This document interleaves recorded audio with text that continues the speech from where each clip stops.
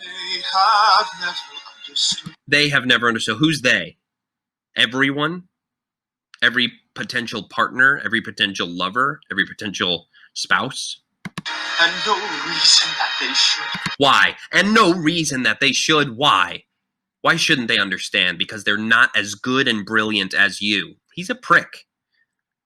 Right? Of course they don't understand. They're not geniuses. That's the type of person we're dealing with.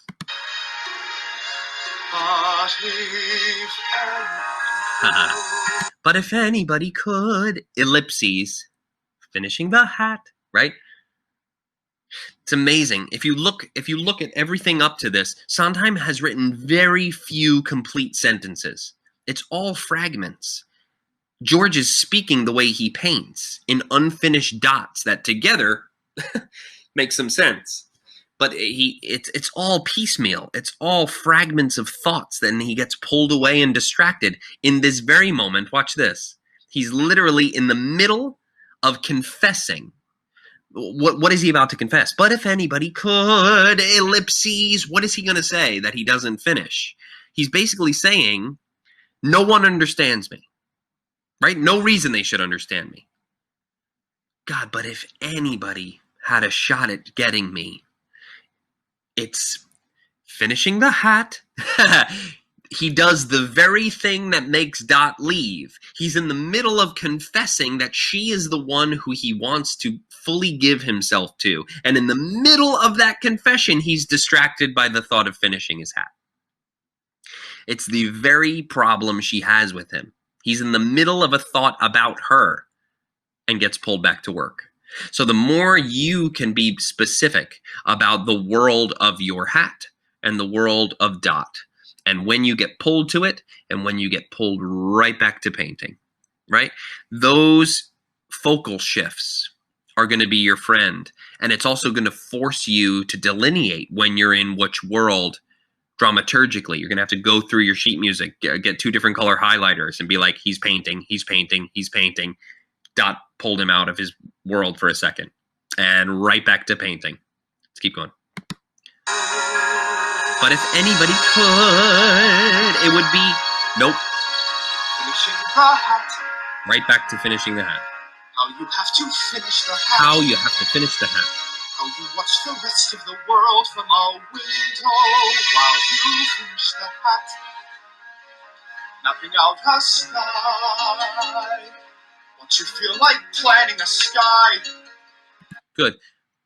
As I watch this, I wonder if you did really put that canvas in front of you, which is because I'm seeing you looking kind of at specific things in front of you. If you had placed that canvas in front of you, well done. Just know that I had trouble with the specificity of the other one. I think your canvas is massive, which is good, but when I'm this close to you, I have trouble delineating. If the canvas is massive and in front of you, I'll never know when you're pulled to your actual window. So it can be massive, but maybe it's just off center so that you're here and then you have somewhere to pull your focus toward. I hope that's helpful. What you feel when voices that come through the window go until they distance and die. See, that's a prime example of when I want to know where those voices are coming from, because those voices are not coming from the same place that you were just singing about mapping out a sky, right? That's what you just did. You just were in the world of the painting, and then voices that come from a window go till they distance and die. That can be helped by I'm working on this, I'm working on this, I'm working on this, and then those freaking voices of people walking past my window, they distract me, they're pulling me to the other world, and I don't want to until they distance and die. How about that lyric? Until they distance and die. To him, you're either right in front of him or you're dead. And that's the point of the problem Dot has with him, is that she's either right in front of him, with him analyzing the fall of her bustle, and if she's not there, and she's out of his studio, she might as well be dead to him. Like the people who walk past his window and distract him with their voice, and then they distance and die. To him, because they're no longer in the world that he's creating. Until there's nothing but sky. Until there's nothing but sky. And you do not mean sky outside the window. You mean until those people outside the window distance and die, and there's nothing left but the sky that I'm working on, right? Again, we have to really get in there and get into the nitty-gritty of which world we're operating in. And how you're always turning back too late from the grass for the stick or the dawn or the light. Isn't that amazing? Sondheim, you sound great, by the way. Sondheim, God, is so good. What's with that interval jump on always? How you always. What's with that? More out of nowhere. What's with that lyrical jump? The reason he gives you that melodic jump is because it's acknowledging of an insecurity, right? If we know we do something, 9 times out of 10, if we discuss it with someone, or as George does, talking to himself about it, you go, and I always do that.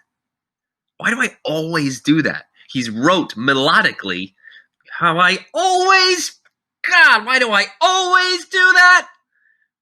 It's literally melodic intention. He's giving you a blueprint. It's amazing. How I always do that. And what is the thing you're saying that you always do? Let me rewind that a little bit because it's a fantastic lyric. Listen to this. And how you're always turning back too late.